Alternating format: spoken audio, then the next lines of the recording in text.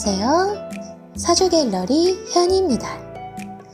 오늘은 십성 이야기 중에 5번째 시간 마지막 이야기입니다.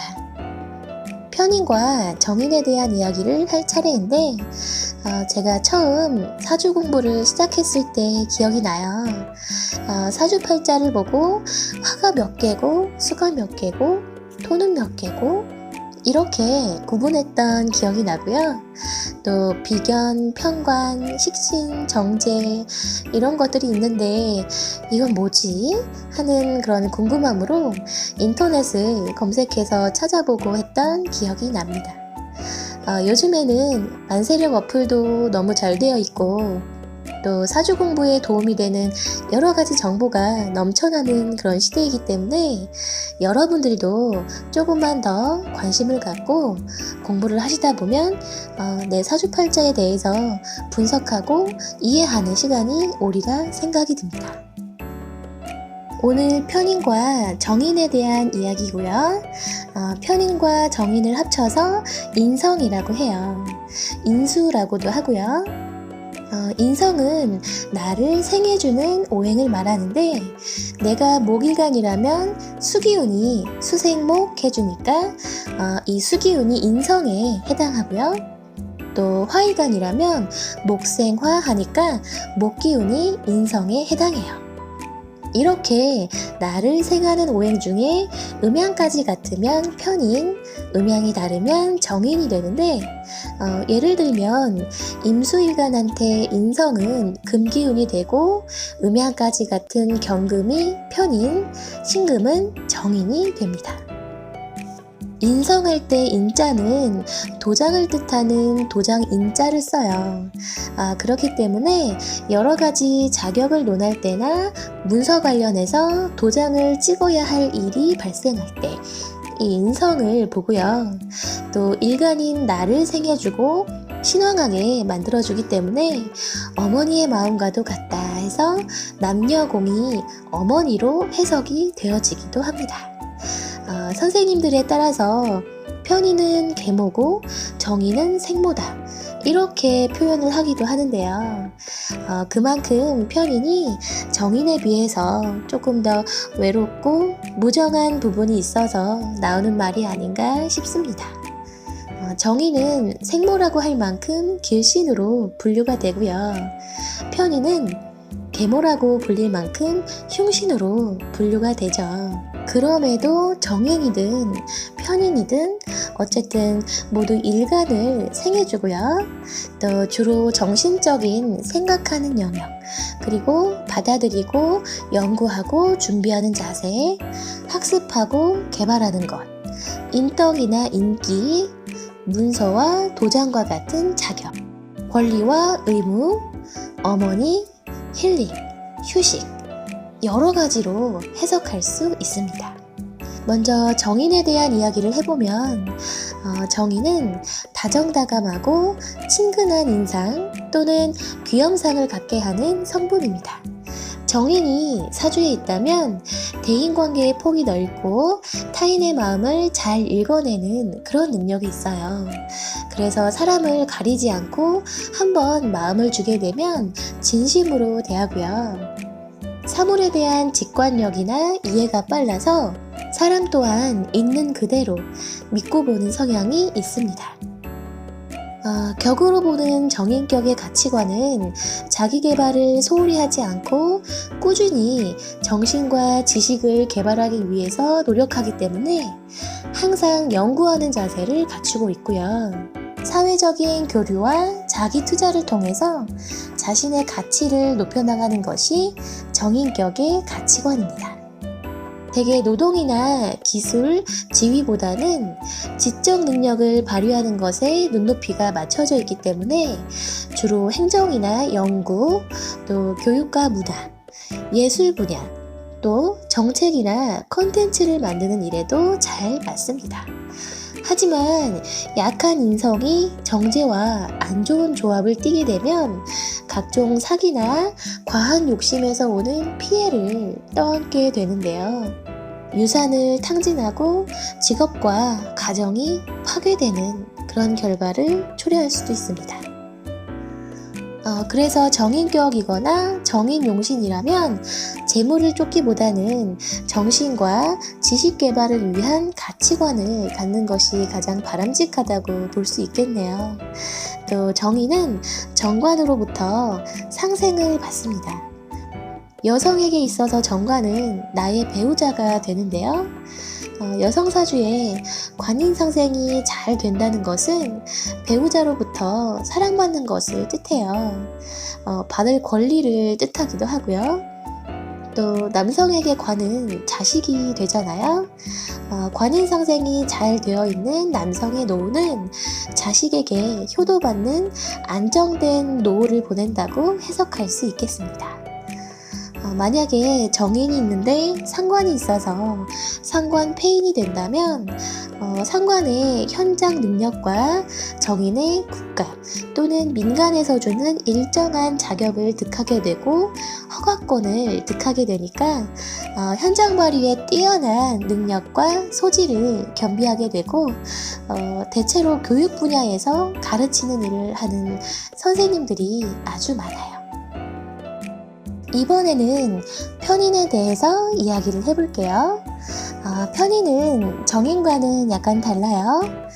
사주에 편인을 갖고 있다면 대인관계에 있어서도 섣불리 사람을 믿지 않고 경계하고 의심해보는 성분이 있기 때문에 사람을 가려 사귀죠.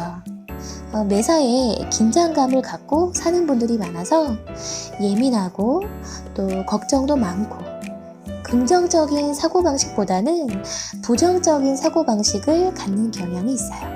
편인격의 가치관은 지식보다는 정신세계를 지향하고 정신적으로 안정된 성숙한 삶을 추구합니다.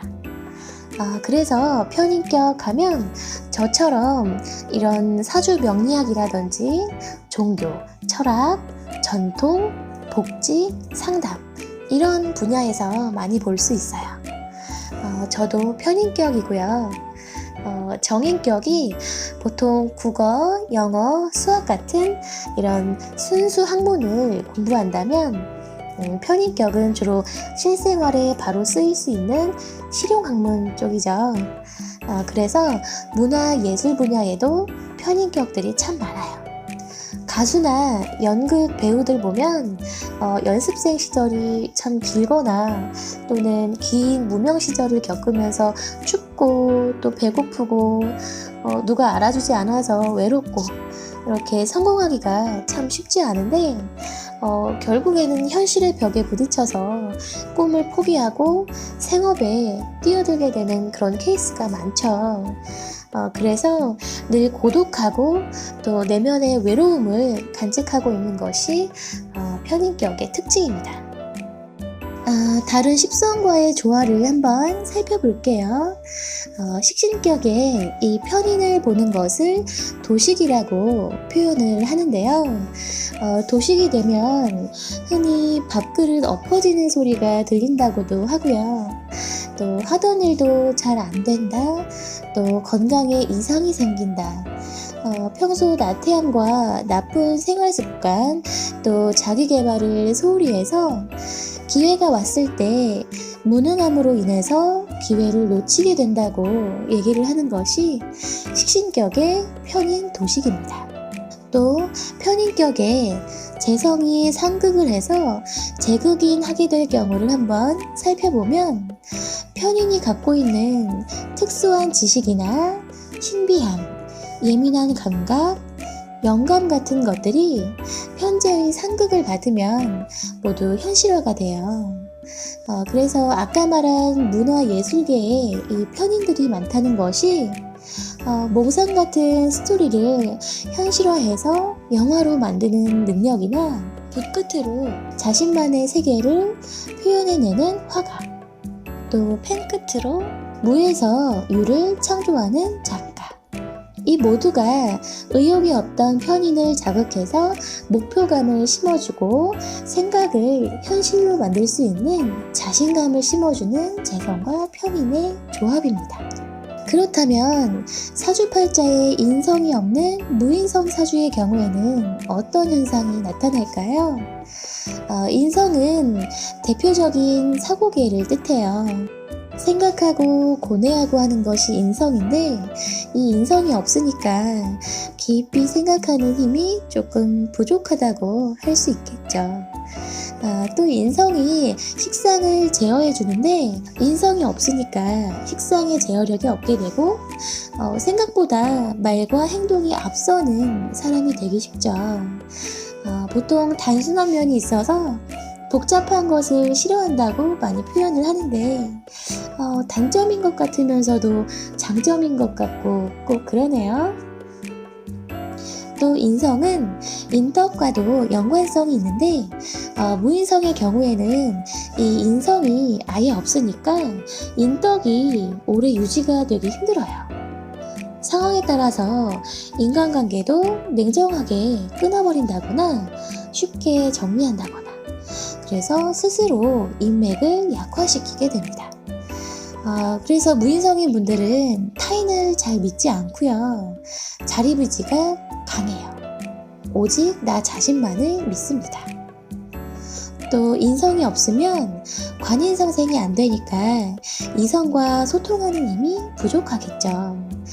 관성이 많아서 주변에 이성이 많아도 무인성인 분들은 관성이 보내는 추파를 잘 느끼지 못해요.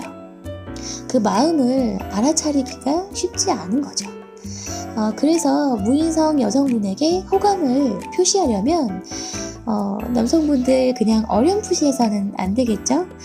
적극적으로 대시를 하셔야 합니다. 무인성하면 공부를 못하고, 또 제격이라고 하면 공부를 못하고 돈 벌어야 된다, 이렇게 생각을 하실 수가 있는데, 무인성이어도 공부 잘하시는 분들이 많습니다.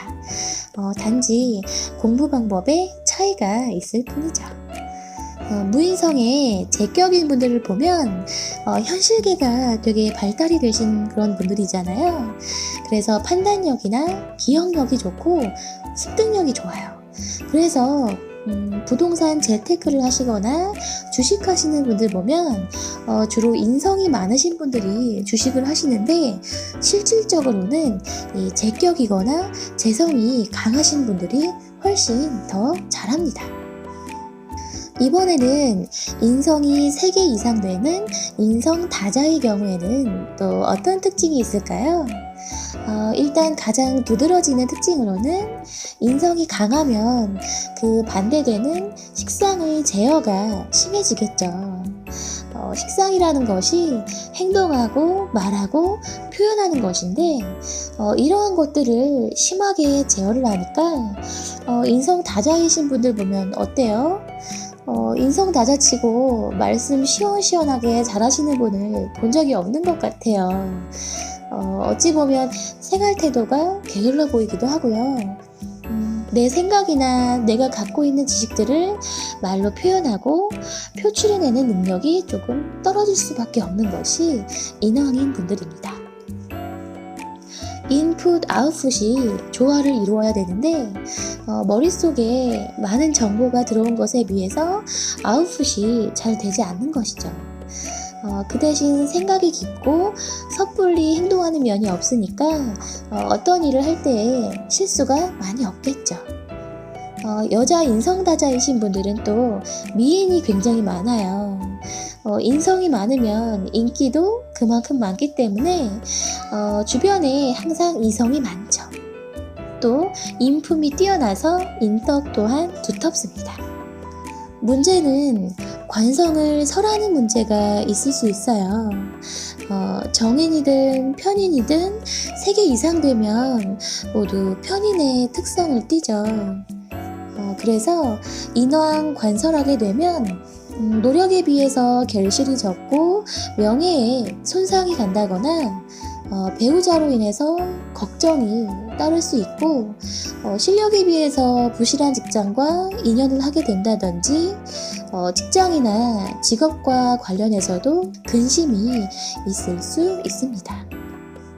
그래서 인왕하신 분들은 관이라는 조직에 오랫동안 머무르는 것보다는 개인의 실력을 살려서 전문가 사회로 나가시는 것을 권해드려요. 그러면 아무 문제가 안 되거든요. 너무 많은 것은 아예 없는 것과 같다고 하는데 뭐든지 적당히 있는 것이 가장 좋은 것 같고요. 공자가 말하기를 생각은 2번이면 족하다고 했어요. 인성다자이신 분들이 유념하시면 좋을 것 같고요.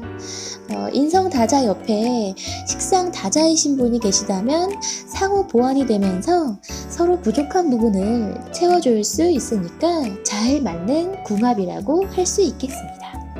이렇게 해서 오늘은 인성에 대해서 알아봤고요.